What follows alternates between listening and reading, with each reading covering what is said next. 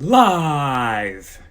Medicare swindles, Indian robocalls, Nigerian romance, Amazon phishing,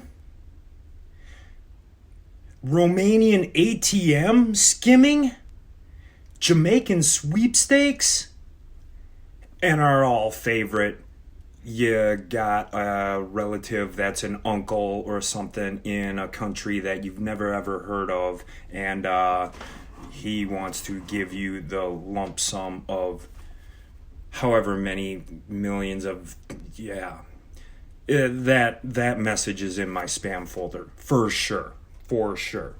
All right, hey, how you doing? Ryan J here. Happy April 47th. Or whatever day. Yeah, it's Wednesday the 15th, I believe.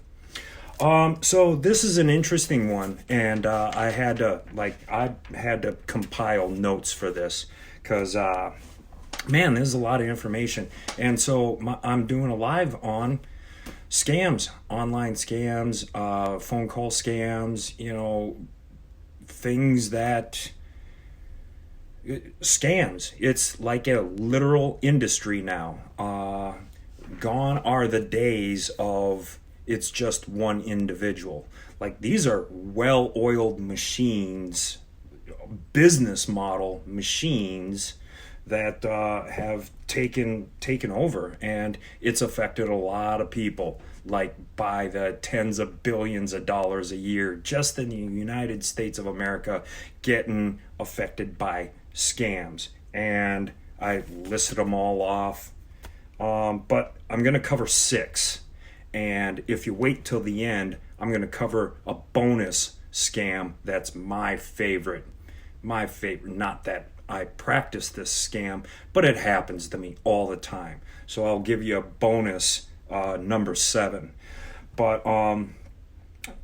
so scams, 6 of them. I'm going to cover them, what to look out for, how you can protect yourself, and just hopefully provide some value and help you save a couple $100 or thousands or tens of thousands. But what to look out for. Okay, so it's not just individuals anymore. Like I mentioned before, it's almost a business model. Like, it would look like your normal office setting with phone calls and computers and office assistants and people running around, and like they're doing work, and you would think that that's a normal operating office, except for their business practice is to scam. So yeah, they have the scripts, they have the technology, they have the leaderboard and the sales quotas and everything that you would have in a normal operating office, except for they're trying to scam you. And here's something that I found out that kind of makes sense, because U.S. corporations have been able to outsource a lot of work to these countries. Oh, well, where are the hotbeds? Hotbeds: Costa Rica, Nigeria, Jamaica, Romania in Eastern Europe, and right here in the United States, Florida. Yay. Go figure. They do it different in Florida. Anyhow, okay, so back to talking about the outsourcing of U.S. companies to build their own phone bank centers because of the cheap labor and that whole deal, tax breaks and this and that and all the other. Well, if you've worked for an American call center and you live in one of these countries, you have been trained how to communicate with Americans. Like, literally, you've been trained how to do this by an American corporation. So it's an easy transition to take your skill set and go work over here at this other joint, which is a boiler room, pretty much. So, I don't know, I found that interesting and it made me go, huh, that makes sense. That makes a lot of sense. Yeah. Okay. And here's a little bit behind the mindset of the people performing the scamming. They look at it as a job. Now, this quote, and it came from a defense attorney in Florida, like a defense attorney, he defends these guys. He said they look at it as a job, even though, like, they don't, even though they might know it's morally wrong, they just think of it as going in and punching in from 9 to 5. Here's my quota for the day. I'm just going to work, doing the job. It really doesn't trigger the, man, I'm actually causing harm and doing damage here. It doesn't seem to click. And that's what this defense attorney said. All right. So let's get into the what 6? Well, you're talking a whole bunch here. Tell me the 6 I need to watch out for. Here they are. And this is actually probably going to be pretty prevalent coming up here, especially in the time that we're in with the unemployment rate as it is rising. A lot of people don't have jobs. Who knows if they're going to have jobs to go back to, how long this is going to be. So the unemployment line is like exponentially growing. Well, this is a job fraud scam. All right, so here's how it works. How does this job fraud scam? All right, so you're going on Monster or Indeed or any one of the like legitimate job searching application websites, but the information given there is easily pirated. It's easily pirated as of any information you kind of put out on the web is easily, I mean, here's technology, let's use it, let's find a way. That's the mindset, and that's where things get a little tricky. So you're filling out your application, you're downloading your resume and all that, and then you start getting job offer emails.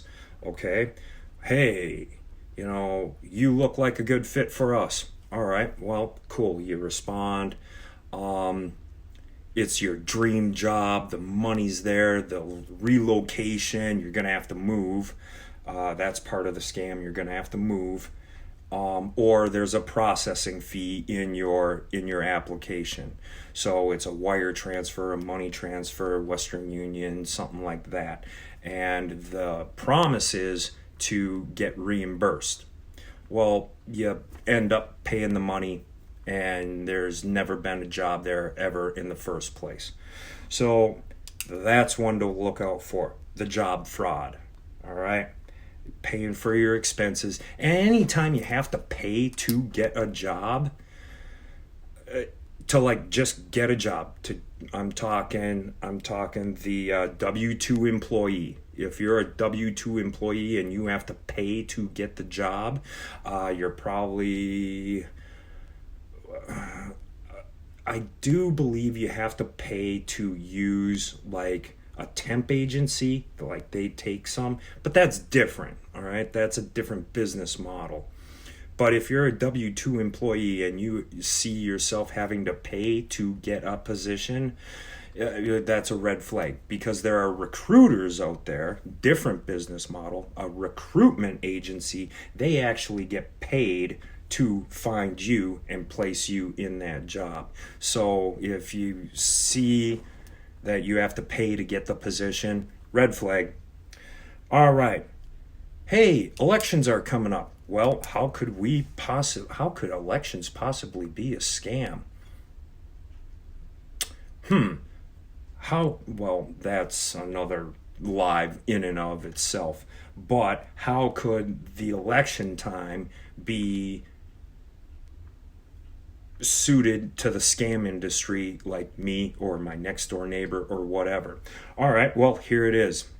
So, whatever political party you're affiliated with, they're going to go with you want to back XYZ candidate? All right, XYZ candidate, he's awesome. All right, let's give him some money. Well, make sure, like, if you want to give to your political affiliation, fantastic. Go right ahead. Do that. But go to, like, the horse's mouth. Actually, go to their website. Go to that organization that they have set up and donate strictly through that porthole. Don't give it to the guy that bangs on your door saying, hey, I'm representing this super cool guy for Congress. You want to give him some money? Don't give that guy money. Go right to the website, go right to the link and where you know they're taking donations. So, census scam. That's interesting.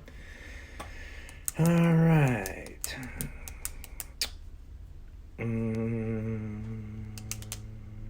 Medicare. Medicare. Well, how could this be a scam?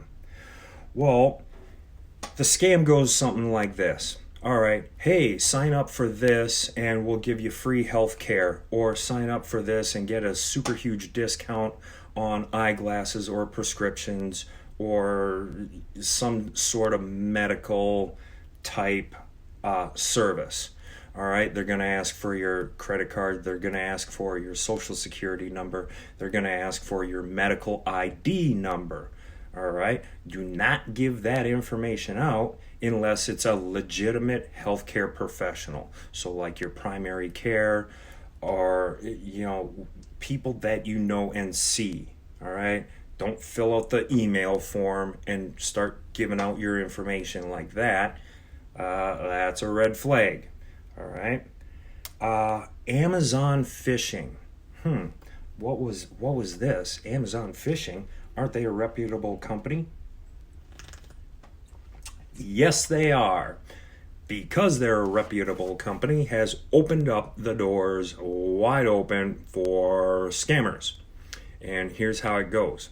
All right. Because they collect information and know your purchasing habits and know what you're looking at, wanting to buy, then what they do is send you an email or contact you via phone or text saying that there's some sort of shipping problem or a delay, and if you could please confirm the credit card number you used for that purchase.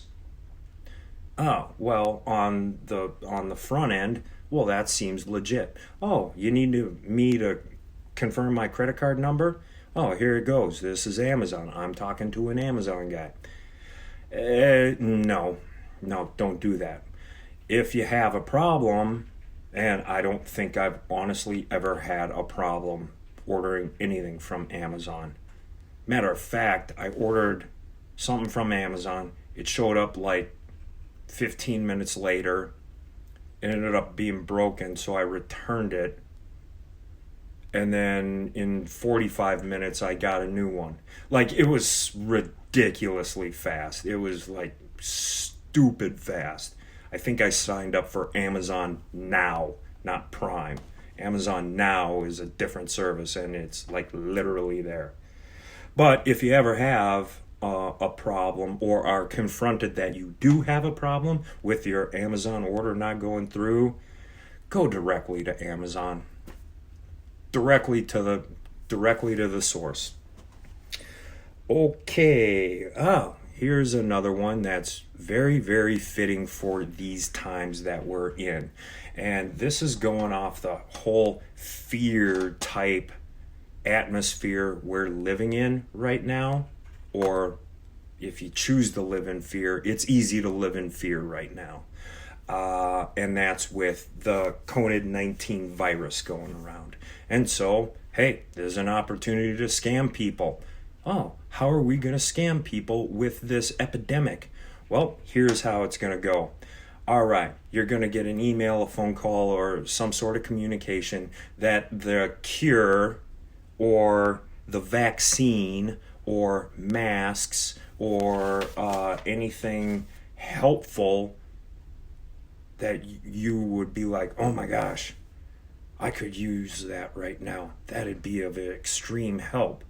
So, again, you're going to order some sort of product. You're going to fill out all the information, provide your credit card, and all that, and none of your stuff is going to show up.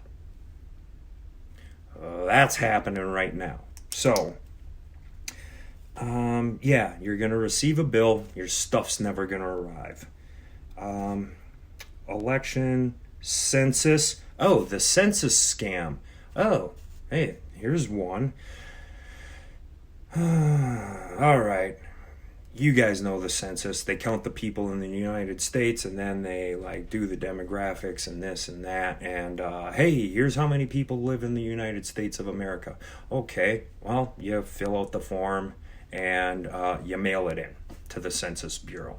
Well, how could this be a scam?